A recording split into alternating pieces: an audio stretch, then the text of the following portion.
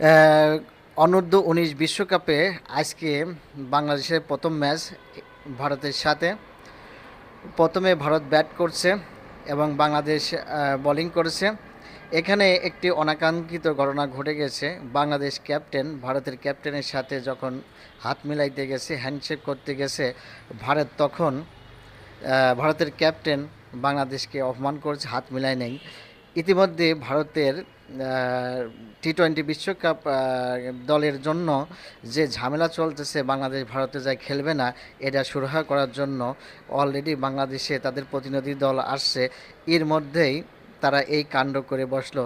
তাহলে বুঝতে হবে যে তারা তাদের দেশে যায় বিশ্বকাপ খেললে বাংলাদেশের কী পরিস্থিতি হবে।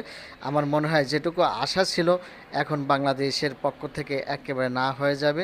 না, তারা যখন এখন এই ব্যবহার করছে, তাদের ওখানে খেলতে যাওয়া উচিত হবে না। আপনাদের কি মতামত কমেন্টে জানাবেন।